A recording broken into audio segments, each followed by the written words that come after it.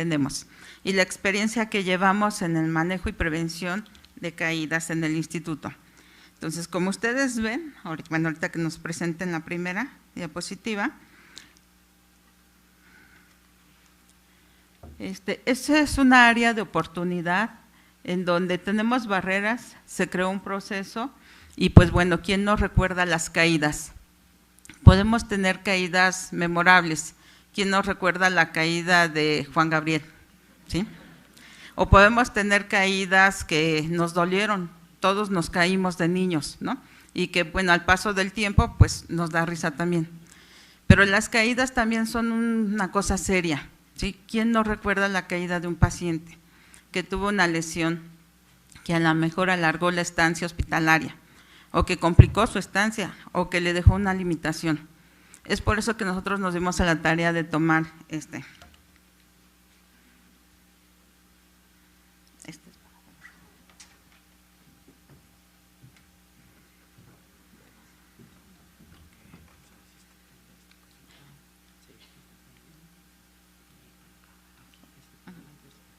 Ok. Bueno, y vamos a recordar. Basados en el Consejo de Salubridad General, nos dice el propósito que las caídas son una de las causas más comunes que generan lesiones y dañan a los pacientes, en el contexto de la población que atiende cada institución, en los servicios que presta y las características de sus instalaciones. ¿Quién no recuerda los pasillos de su institución, que luego tiene hoyos, tiene losetas sueltas o demás, ¿no? O hay agua derramada? La organización debe evaluar el riesgo de caída para reducir la probabilidad de que ocurra este incidente.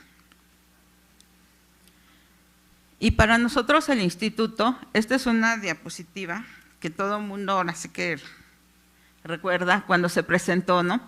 Porque la acción básica de seguridad para prevenir caídas es esta, ¿no? En donde nuestro manual de políticas de seguridad especifica que todo paciente hospitalizado o ambulatorio deberá ser valorado con la escala Morse para pacientes adultos, la escala de Humpty-Dumpty para paciente pediátrico y factores adicionales por el personal médico y personal paramédico. En el primer contacto, como evaluación inicial, al cambio de turno, cambio de área o servicio, y cuando el estado de salud del paciente se modifique y deberá aplicar las medidas de seguridad establecidas. Entonces, como ven, esto es lo que nos dice el manual de consejo y esta es nuestra política que integra todo. ¿Pero qué quiere decir esto? Que esta acción básica debe de considerar hacer la evaluación en el primer contacto, como ya lo comentó la doctora Fonseca, dentro de las primeras 24 horas. ¿Esto qué quiere decir? Aquí les puse un numerito porque 4,450 fue el total de pacientes egresados en el 2018. ¿Y qué quiere decir? Que a todos los valoramos en las primeras 24 horas. ¿Sí? También considera que debemos de evaluar al cambio de turno, ¿sí? O cambio de área. Nosotros tenemos 6 turnos y si tenemos una estancia promedio de 11 días, entonces pues nos da esto, casi los 300,000 valoraciones al año, más o menos, ¿sí? Y también si tenemos que evaluar al cambio del estado fisiológico, que aquí les puse nada más una, pues ya tenemos otras 4,450.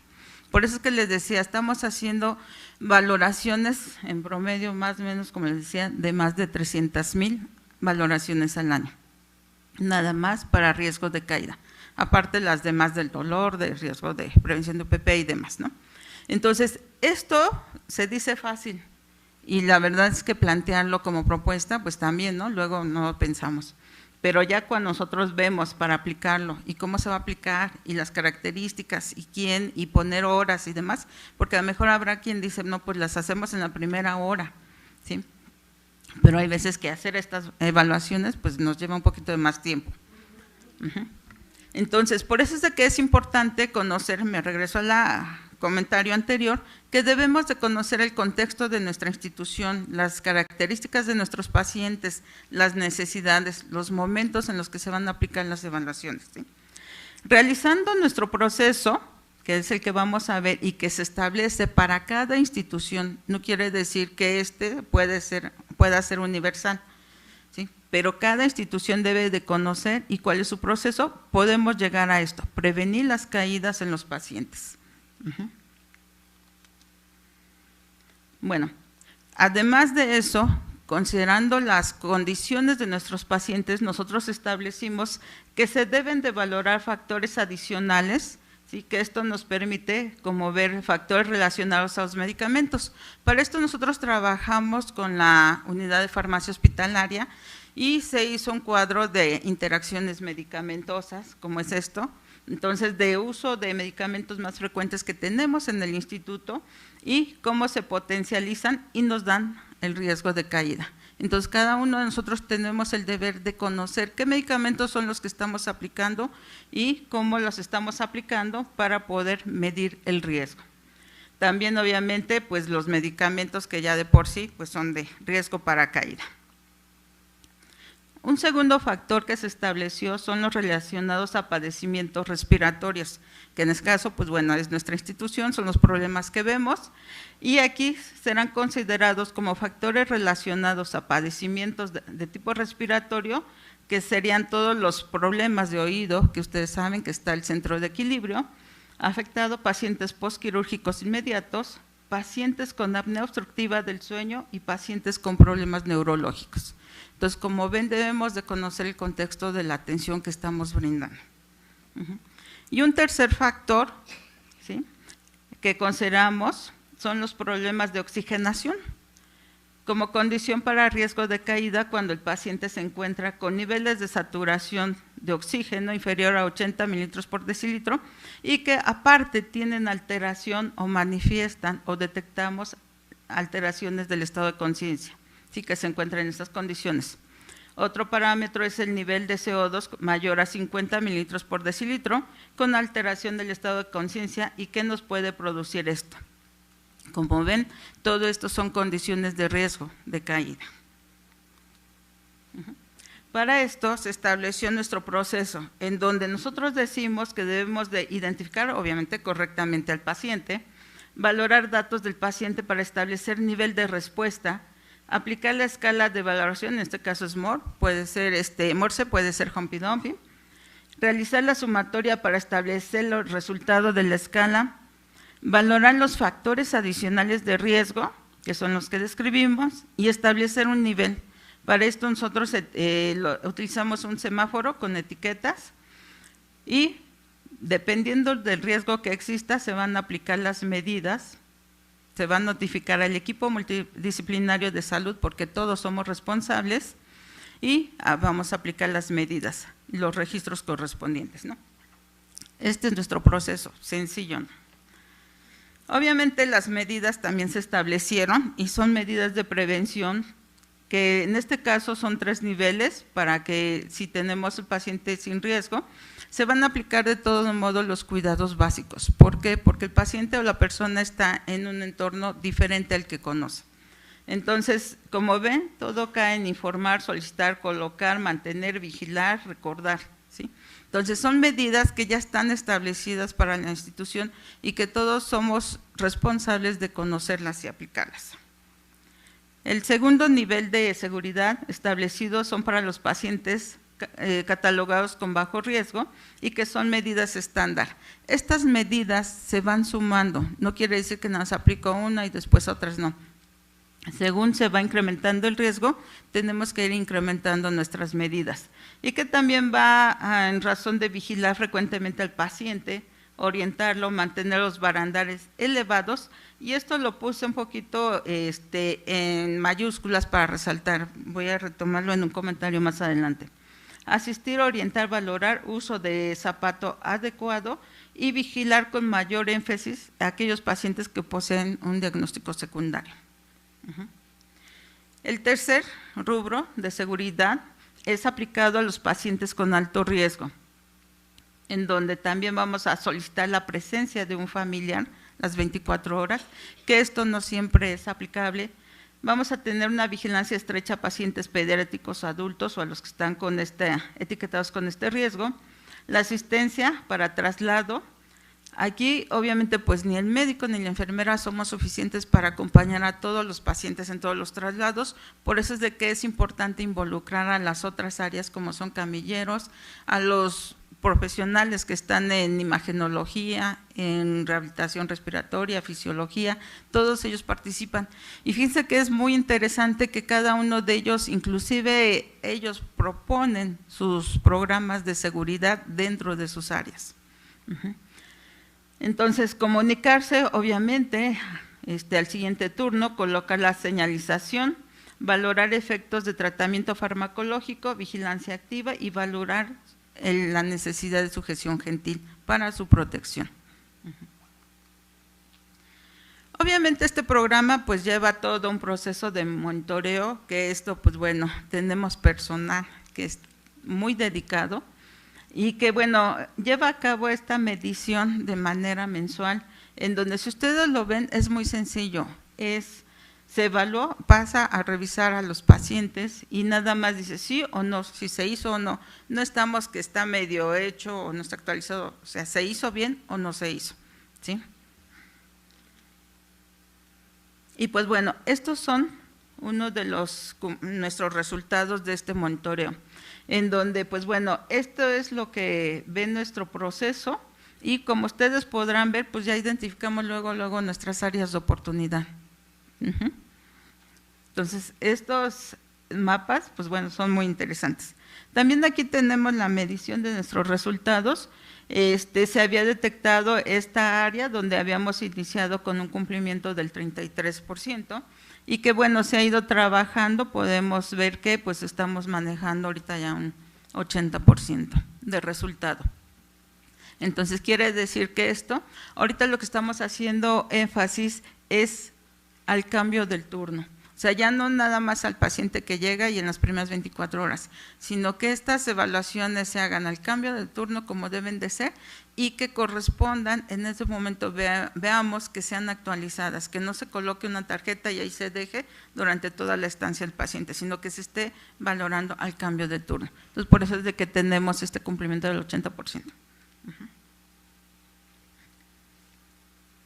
Tenemos también, se implementó en el servicio de neumopediatría, porque bueno, como ven también manejamos otra escala, la escala de Humpty-Dumpty, y que también habíamos iniciado con un cumplimiento muy bajo, se aumentó y pues bueno, tuvo aquí un descenso, pero en promedio estamos pues también 75-80% de cumplimiento.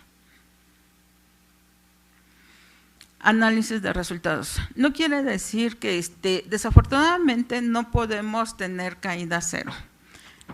Las condiciones de nuestros pacientes, todos tienen problemas de oxigenación, ataque al estado general, debilidad muscular y por consiguiente pues tienen alto riesgo. Tenemos un gran número de pacientes con alto riesgo y que pues bueno, desafortunadamente tuvimos la presencia de 61 caídas durante el 2018.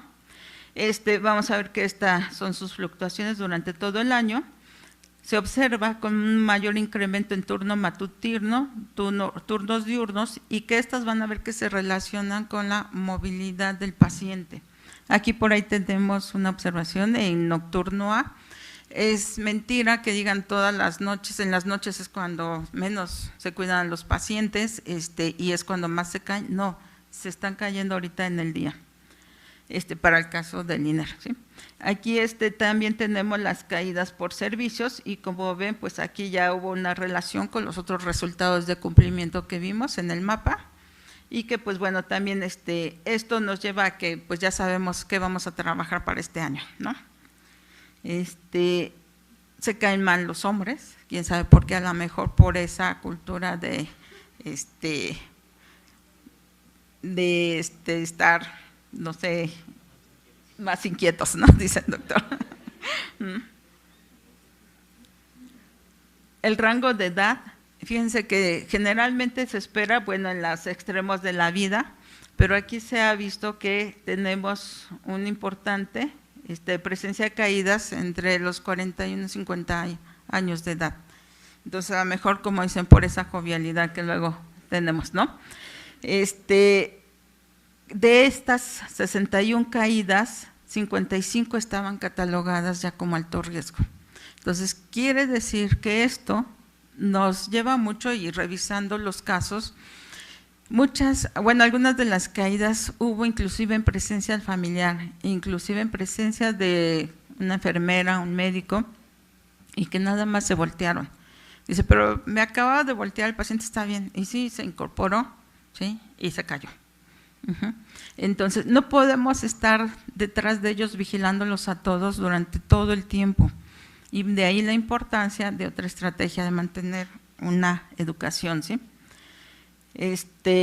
También tenemos que si un alto porcentaje se encontraba solo, o algunos de ellos estaba el familiar, pero hizo el cambio con su otro familiar y en ese momento se cayó. El momento es a la incorporación de la cama, o sea, ni siquiera en la regadera sí tenemos un bajo porcentaje, pero es en el momento. Entonces, esto va relacionado con la situación de nuestro paciente, de sus condiciones de debilidad, uso de medicamentos y demás, ¿sí?